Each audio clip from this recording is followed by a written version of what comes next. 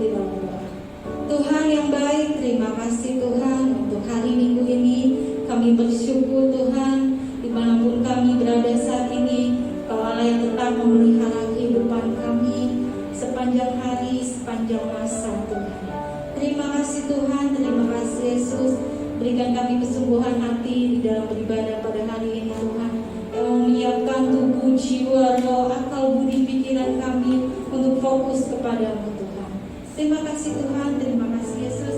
Hanya di dalam nama Tuhan Yesus kami berdoa dan berserah. Haleluya, amin. Di nama Tuhan, mari kita siapkan hati kita mau bersuka di dalam hadirat Tuhan. Amin. Tepuk tangan bersama.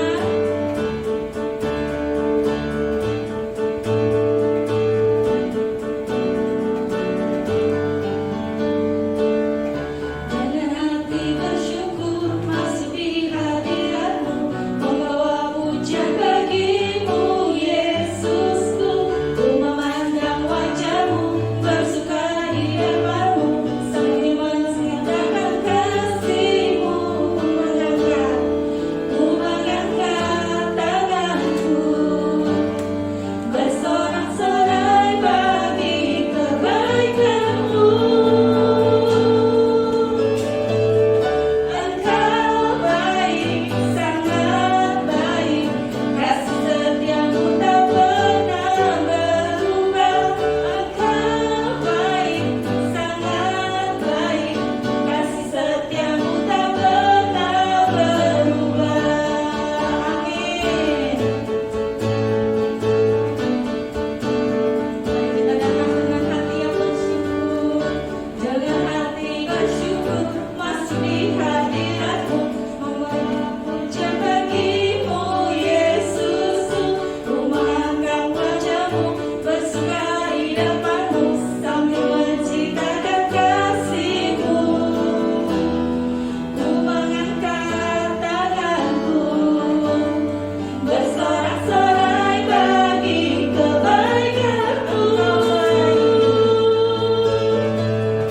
Engkau baik, sangat baik, kasih setia-Mu tak pernah berubah. Engkau baik, sangat baik, kasih setia-Mu tak pernah berubah. Engkau baik, sangat baik, kasih setia-Mu tak pernah berubah. Engkau baik, sangat baik, kasih setia-Mu tak pernah berubah. Engkau baik, sangat baik, kasih setia-Mu tak pernah berubah. Engkau baik, sangat baik, kasih setia-Mu tak pernah berubah. Engkau baik, sangat baik, kasih setia-Mu tak pernah berubah. Engkau baik, sangat baik, kasih setia-Mu tak pernah berubah. Amin, amin, haleluya. Tuhan Yesus selalu baik dalam kehidupan kita. Amin. Mari kita siapkan hati kita, siapkan diri kita untuk menyambut firman Tuhan saat ini. Kita yakin dan percaya bahwa di dalam nama Yesus ada kesembuhan, ada pemulihan, ada keselamatan. Amin. Mari sama-sama katakan, dalam nama Yesus ada kesembuhan. Dalam nama Yesus ada keselamatan. Yang buta melihat, yang lumpuh berjalan. Dalam nama Yesus ada mukjizat. Dalam nama Yesus ada kesembuhan. Dalam nama Yesus ada keselamatan, ada keselamatan.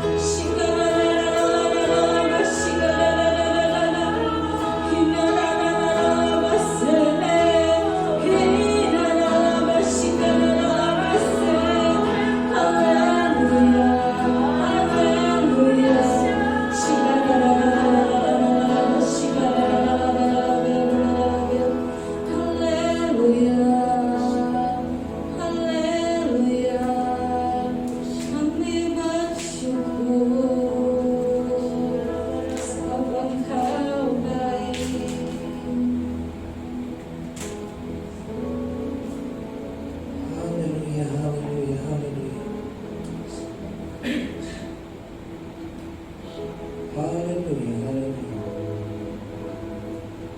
Kami sungguh bersyukur, kami sungguh bersuka cita. Tuhan yang memilih hidup kami, sungguh Tuhan yang dahsyat, Tuhan yang menciptakan langit, bumi, dan segala sesuatunya. Tuhan juga yang menciptakan umat manusia, dan Tuhan juga yang mengasihi. Terima kasih Tuhan. Ketika kami berseru, ada mujizat, ada jamahan Tuhan, dan itu kami imani terjadi di dalam nama Tuhan Yesus Kristus. Bagi Tuhan terlampau mudah untuk menyatakannya. Terima kasih Tuhan. Apa yang kami serukan, baik bagi kehidupan pribadi, komunitas, keluarga, kota, bangsa, bahkan bangsa demi bangsa, pasti dijawab Tuhan, pasti dinyatakan Tuhan. Khususnya dalam masa pandemi ini, kami percaya Tuhan terlebih dahsyat beracara bagi umat manusia, sehingga terjadi hujan keselamatan, hujan pertobatan, dan hujan mujizat. Terpuji namamu Tuhan. Kami bersuka cita karena Engkau sudah memanggil dan memilih hidup kami. Terpuji namamu. Kami siap diberkati dengan kebenaran firman-Mu di dalam nama Tuhan Yesus Kristus. Siap diberkati Tuhan, sama-sama katakan amin. Haleluya. Puji nama Tuhan. Saat ini kita akan diberkati dengan kebenaran firman Tuhan yang akan disampaikan oleh Gembala Pembina kita, Bapak Pendeta Dr. Insinyur Niko Nyantore Harjo. Tuhan Yesus memberkati kita semuanya. Amin.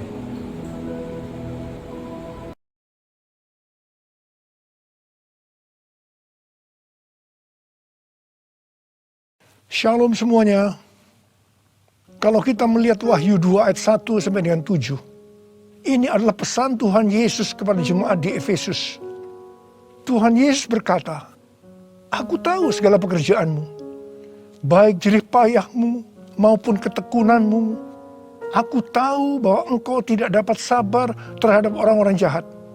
Ada yang menyebut dirinya rasul, tetapi sebenarnya mereka berdusta. Engkau tetap sabar dan menderita oleh karena namaku, dan engkau tidak mengenal lelah. Engkau juga membenci segala perbuatan pengikut-pengikut Nikolaus yang juga aku benci. Namun demikian, aku mencela engkau, karena engkau telah meninggalkan kasihmu yang semula. Sebab itu ingatlah, betapa dalamnya engkau telah jatuh. Bertobatlah dan lakukanlah lagi apa yang semula engkau lakukan. Jika tidak demikian, aku akan datang kepadamu, dan aku akan mengambil kaki dianmu dari tempatnya, jikalau engkau tidak bertobat." Sesuai dengan penjelasan Alkitab penuntun hidup berkelimpahan, yang dimaksudkan dengan mengambil kaki dianmu, artinya menolak dan mengeluarkan dari dalam kerajaannya, yang berarti kehilangan keselamatan. Pesan Tuhan Yesus kepada jemaat di Efesus ini juga berarti pesan buat kita semua, yang dapat disimpulkan sebagai berikut. Kalau kita melihat apa yang dilakukan jemaat di Efesus untuk melayani pekerjaan Tuhan, itu sungguh luar biasa. Tetapi apapun yang mereka lakukan untuk melayani pekerjaan Tuhan, meskipun itu sungguh luar biasa, tetapi kalau tidak didasarkan kepada kasih yang semula, maka Tuhan akan berkata, "Betapa dalamnya engkau telah jatuh. Bertobatlah dan lakukan lagi apa yang semula engkau lakukan. Jika tidak demikian, maka engkau akan kehilangan keselamatan. Tetapi barang siapa menang, artinya kembali kepada kasih yang semula, maka akan diberi makan dari pohon kehidupan yang ada dalam taman Firdaus Allah, yang artinya akan masuk surga. Ini suatu peringatan yang tidak main-main dan sangat serius. Karena itu saya akan mengajak saudara untuk melihat diri kita. Mungkin kita kelihatan begitu rajin, tekun, sabar, mau menderita dalam melayani pekerjaan Tuhan. Pertanyaannya, apakah itu dilakukan dengan dasar kasih yang semula? Banyak orang yang kelihatan luar biasa dalam melayani pekerjaan Tuhan. Bukan karena didasarkan kepada kasih yang semula, tetapi karena kewajiban. Atau ada motivasi yang lain. Tuhan mau supaya kita kembali kepada kasih yang semula. Kasih yang semula adalah kasih yang kita miliki pada waktu baru bertobat dan mengalami kelahiran baru. Waktu saya baru bertobat dan mengalami kelahiran baru, saya begitu haus akan Tuhan, akan firman-Nya. Dan saya selalu menjaga kehidupan saya agar selalu hidup kudus sesuai dengan firman Tuhan. Dan puji Tuhan, ini tetap saya jaga sampai dengan hari ini. Bahkan kasih saya kepada Tuhan semakin bertambah. Orang yang memiliki kasih yang semula pasti akan hidup sama seperti Kristus telah hidup. Orang yang memiliki kasih yang semula pasti hidup sebagai orang yang berintegritas, hidup tulus dan jujur di hadapan Tuhan. Orang yang memiliki kasih yang semula pasti akan keluar sebagai pemenang. Orang yang memiliki kasih yang semula akan ikut dalam pengangkatan dan masuk surga. Yang percaya katakan amin. Ku cinta Kau Yesus, hanya Engkau bagiku Yesus. Sungguh ku rindu mengatakannya, betapa aku mengasihimu. Engkau Allah dan Rajaku, kekasih dan hidupku. Engkau segalanya bagiku. Ku bersyukur kepadamu. Ku bersyukur kepadamu. Ku bersyukur kepadamu.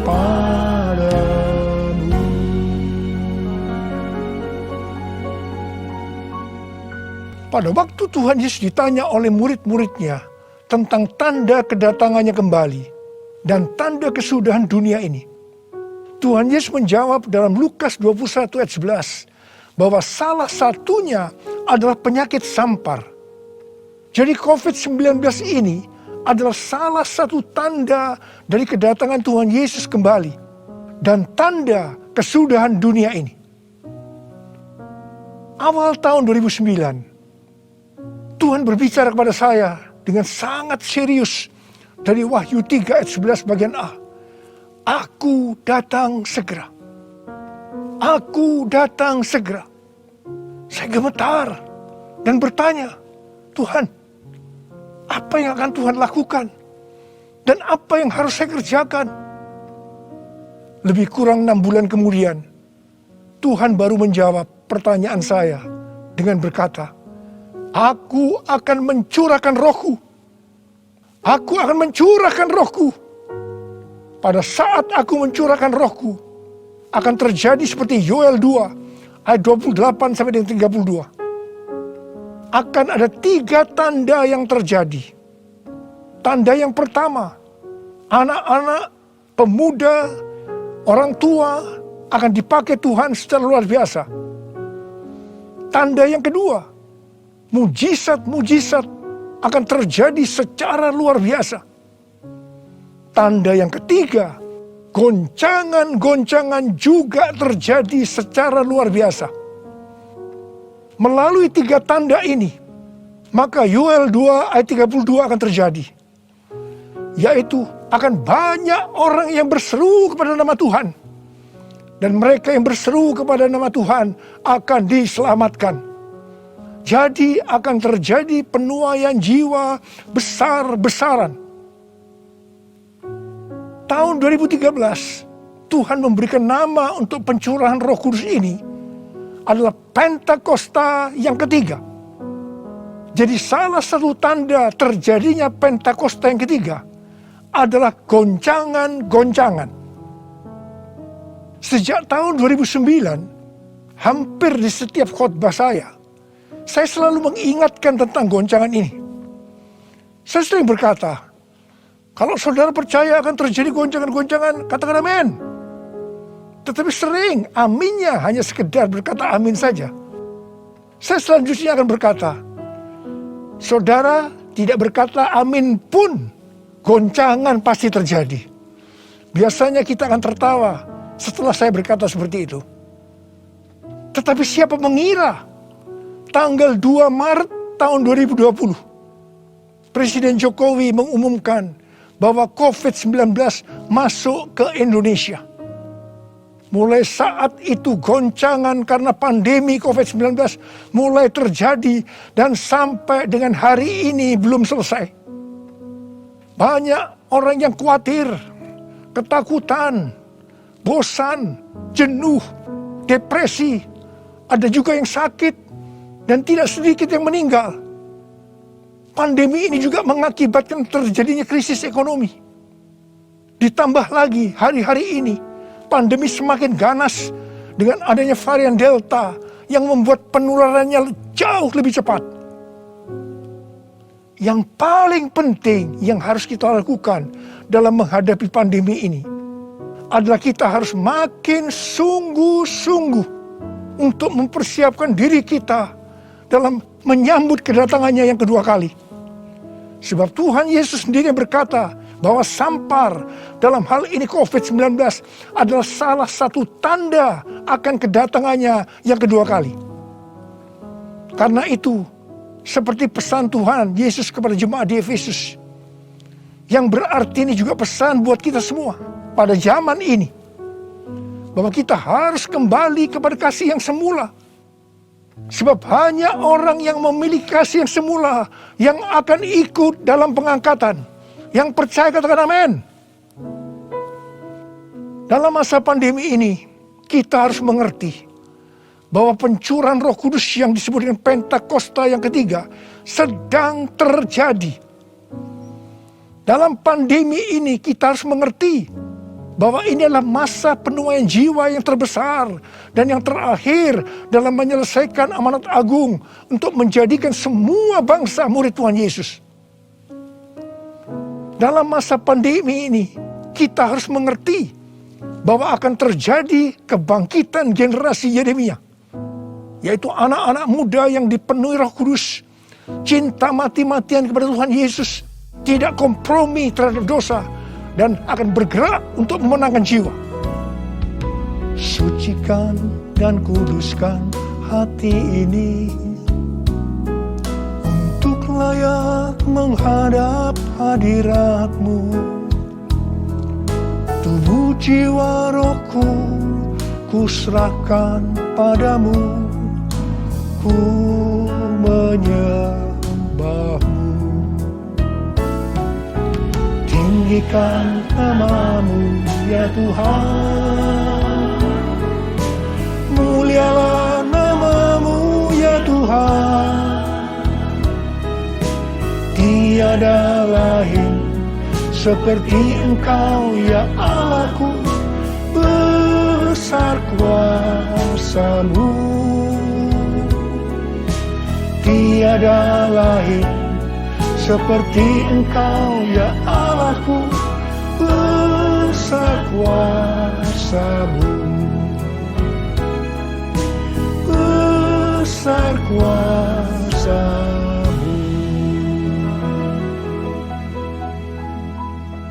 Mazmur 127 ayat 1 dan 2 berkata, jikalau bukan Tuhan yang membangun rumah, sia-sialah usaha orang yang membangunnya. Jikalau bukan Tuhan yang mengawal kota, Sia-sialah pengawal berjaga-jaga. Sia-sialah kamu bangun pagi-pagi dan duduk-duduk sampai jauh malam dan makan roti yang diperoleh dengan susah payah. Sebab ia memberikannya kepada yang dicintainya pada waktu tidur. Ayat ini mengingatkan kita bahwa dalam segala hal, termasuk dalam masa pandemi ini, kita harus mengandalkan Tuhan. Termasuk dalam hal membangun rumah. Termasuk dalam hal perlindungan. Sesuai dengan Mazmur 91 dikatakan, kalau kita menjadikan Tuhan sebagai tempat perlindungan dan kubu pertahanan kita, maka kita tidak usah takut terhadap kedahsyatan malam, terhadap panah yang terbang di waktu siang, terhadap penyakit sampar yang berjalan di dalam gelap, terhadap penyakit menular yang mengamuk di waktu petang, termasuk dalam hal mencari nafkah di tengah-tengah krisis ekonomi yang terjadi hari-hari ini. Kita harus tetap mengandalkan Tuhan. Mungkin ada di antara saudara yang kena PHK, atau mungkin mengalami kesulitan karena banyak faktor sehingga mengalami kerugian, kesulitan untuk mencari keuntungan. Tetapi sesuai dengan ayat firman Tuhan tadi, kita diingatkan bahwa Tuhan justru akan memberikan berkat-Nya kepada yang dicintainya pada waktu tidur. Berkat yang diberikan pada waktu tidur di sini bisa diartikan berkat yang diberikan bukan karena kehebatan kita, bukan karena prestasi kita, bukan karena kekuatan kita, bukan karena kepandaian kita, juga bukan karena usaha kita yang mati-matian. Dan berkat yang seperti itu hanya diberikan kepada orang yang dicintainya. Haleluya! Kalau kita mengandalkan Tuhan, kita pasti menjadi orang yang dicintai Tuhan. Orang yang mengandalkan Tuhan adalah orang yang mengikuti segala perintah yang diberikan tanpa ragu-ragu, tanpa banyak pertanyaan, tanpa bersungut-sungut, tetapi dengan hati yang percaya disertai ucapan syukur. Demikian juga dalam menghadapi pandemi ini.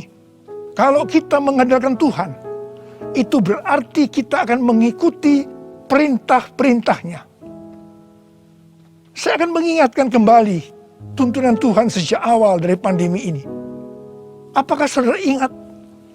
Dan apakah saudara tetap melakukannya? Mungkin ada yang berpikir bahwa pandemi ini sesuatu yang biasa. Mungkin karena sudah bosan, karena jenuh. Tetapi ingat, kita boleh bosan dan jenuh, tetapi COVID-nya belum bosan. Karena itu kita harus dengan serius menghadapi pandemi ini. Mari, saya akan ajak saudara untuk mengingat kembali tuntunan Tuhan. Yang pertama, sesuai dengan 2 Tawarikh 7 ayat 13 dan 14 yang mengatakan bahwa kalau kita mengalami pandemi dan krisis ekonomi, maka kita harus merendahkan diri, berdoa, mencari wajah Tuhan, serta berbalik dari jalan-jalan yang jahat. Kalau kita melakukan itu, maka Tuhan akan mendengar dari sorga dan akan mengampuni dosa kita, serta memulihkan negeri kita, Indonesia yang tercinta. Katakan amin. Yang kedua, kita diminta untuk menghardik COVID-19 dan krisis ekonomi dengan berkata, dalam nama Yesus, diam, tenanglah. Apakah saudara sudah melakukan ini? Yang ketiga, kita diminta memperkatakan Mazmur 91 karena kita percaya akan janji Tuhan. Yang keempat, kita diminta melakukan seperti yang dilakukan oleh Daud ketika Tuhan menghukum orang Israel, di mana ada 70.000 orang yang mati karena penyakit sampar. Daud waktu itu membuat mezbah di pengirikan milik Arauna dengan membayar harganya. Waktu itu Arauna akan memberikan secara gratis kepada Daud. Tetapi Daud tidak mau. Dia tetap mau membayar harga. Setelah Daud membuat mezbah, maka tulah sampar itu berhenti.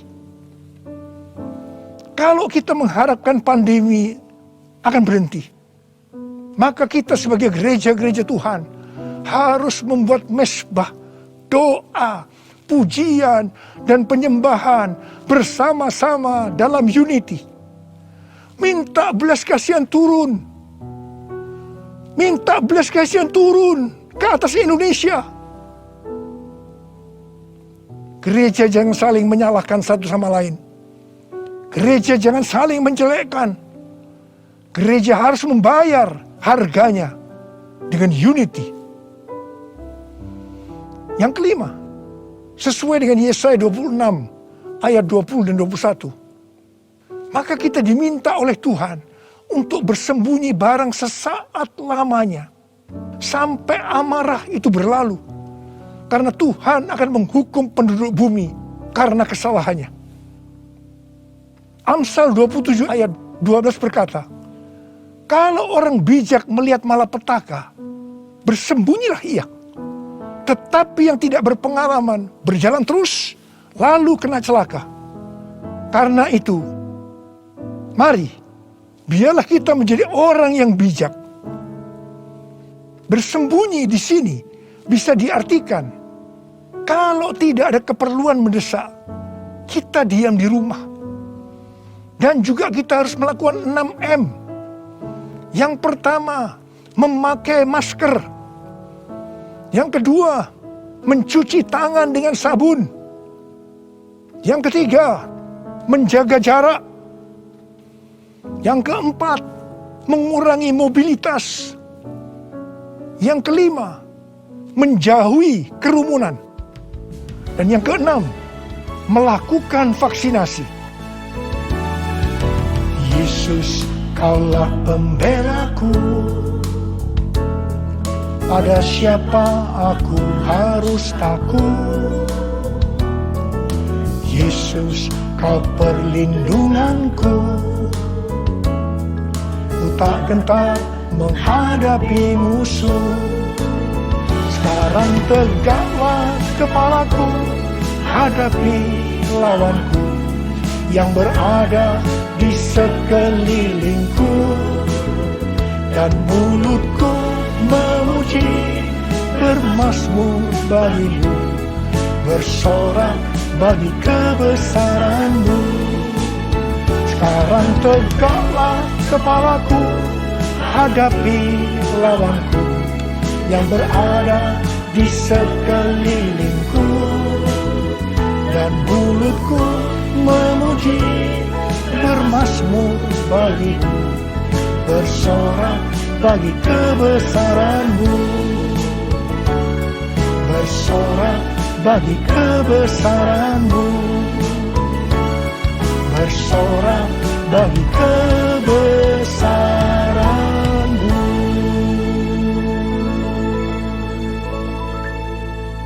Pada tahun 1918 sampai 1920 pernah terjadi pandemi yang disebutkan dengan flu Spanyol. Kalau dibandingkan dengan COVID-19 dengan memakai data tanggal 29 Mei 2021, maka didapatkan hal-hal sebagai berikut. Yang pertama, jumlah infeksi. Flu Spanyol 2 tahun, 500 juta orang. COVID-19 1 tahun 3 bulan, 162 juta. Jadi berarti ini relatif kecil. Yang kedua, jumlah kematian. Flu Spanyol diperkirakan risknya memang agak besar, 20 sampai 100 juta dalam waktu 2 tahun itu. Tapi COVID-19 1 tahun 3 bulan 3,52 juta. Berarti jauh lebih sedikit. Kemudian jumlah negara yang terpapar. Flu Spanyol kurang dari 50%. Tetapi COVID-19 hampir atau kalau bisa dikatakan 100%. Yang keempat, soal dampak ekonomi. flu Spanyol tidak lebih buruk dari zaman depresi ekonomi global tahun 1930-an. Tetapi COVID-19 dikatakan yang terburuk sejak zaman depresi ekonomi global tahun 1930-an. Tergantung kapan pandemi berakhir. Kalau berlarut-larut, krisis ekonomi COVID-19 bisa lebih buruk dari zaman depresi ekonomi global tahun 1930-an. Tetapi yang paling menonjol dari COVID-19 ini adalah angka depresi, kecemasan, stres justru tertinggi sepanjang sejarah. Angka depresi global tahun 2020 adalah sebesar 25% dibandingkan dengan angka depresi global tahun 2017 yang hanya 3,44%. Dengan melihat ini semua, saya percaya rencana Tuhan bagi umat manusia adalah supaya mereka bertobat, mencari wajah Tuhan, sehingga terjadi penuaian jiwa yang terbesar dan yang terakhir sebelum Tuhan Yesus datang kembali. Sesuatu yang mengherankan dari flu Spanyol ini adalah bahwa setelah infeksi gelombang kedua yang meningkat secara luar biasa, tiba-tiba virusnya menghilang. Entah pergi kemana. Entah kemana perginya. Wow. Kita boleh berdoa kepada Tuhan agar ini juga terjadi pada COVID-19 serta varian-varian yang lain yang tiba-tiba menghilang entah kemana karena amarah Tuhan sudah berlalu. Karena itu sekali lagi saya mengingatkan agar kita melakukan tuntunan Tuhan untuk menghadapi pandemi COVID-19 ini dengan lebih serius dan sungguh-sungguh. Supaya Tuhan juga menuntun kita di tengah pandemi yang sedang bergejolak ini.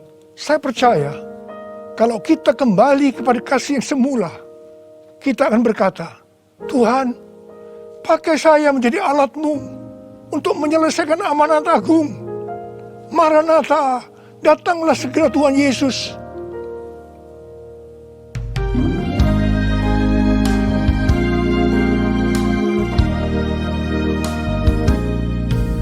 Tuhan, ini aku, jadikanlah ku alat-Mu untuk memberitakan Injil-Mu.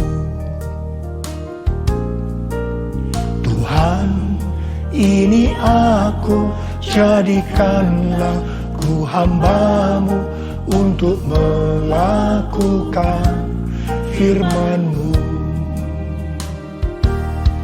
Penuhi hidupku dengan roh-Mu, agar ku jadi saksi-Mu. Pakailah hidupku dan urapilah untuk kemuliaan nama-Mu. Untuk kemuliaan nama-Mu. Untuk kemuliaan nama-Mu. Kuriala basyara lama kana marabala bala bala bala bala. Oh ya la la bara bara bara bara bara bara bara bara. Oh ya la la bala bala bala bala bala bala. Ada berapa banyak di antara saudara yang berkata kepada Tuhan, Tuhan, ini saya Tuhan, ini saya Tuhan, pakailah saya menjadi alat-Mu untuk menyelesaikan amanat agung Tuhan Yesus. Saudara boleh angkat tangan saudara. Aku melihat anak-anak-Mu yang sedang mengangkat tangan Tuhan. Mereka siap Tuhan menjadi alat-Mu, pakai mereka untuk menyelesaikan amanat agung Tuhan Yesus. Horala, terima pengurapan Tuhan, terima. Dalam seluruh hidup kami, Engkau baik Tuhan, Engkau baik. Engkau baik Tuhan, Engkau baik Tuhan, Engkau baik. Terima kasih. Mari katakan bersama saya. All my life you have been faithful, and all my life you have been so good. With every breath that I am able, I will sing of the goodness of God. All my life you have been faithful, and all my life you have been so good. With every breath that I am able, I will sing of the goodness of God. I will sing of the goodness of God. I will sing of the goodness of God.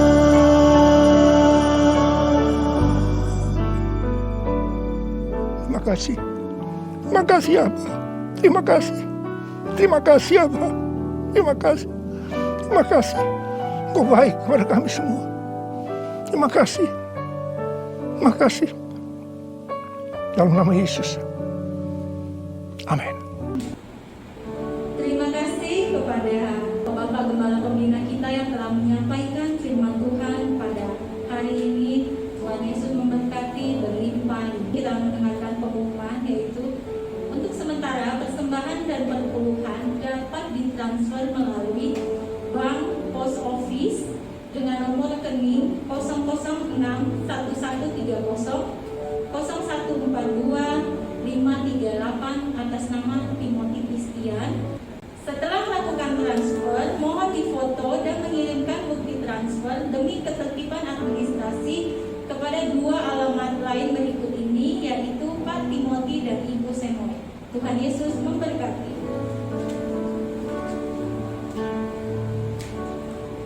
Haleluya, puji nama Tuhan. Kita akan mengakhiri ibadah ini. Haleluya, mari bersama-sama kita memuji Tuhan. Haleluya. Limpahkan berkat rahmat-Mu, limpahkan damai serta-Ku, limpahkan kasih karunia-Mu di dalam Yesus Tuhan berjalan.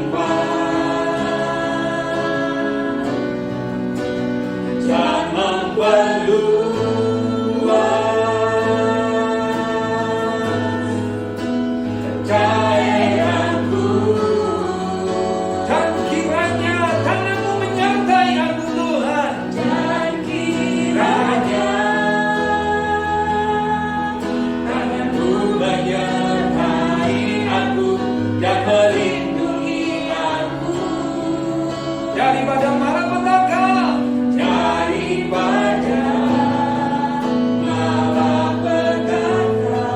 sehingga kesakitan tidak menimpa, tidak menimpa aku, sehingga kesakitan tidak menimpa aku, sehingga kesakitan tidak menimpa aku.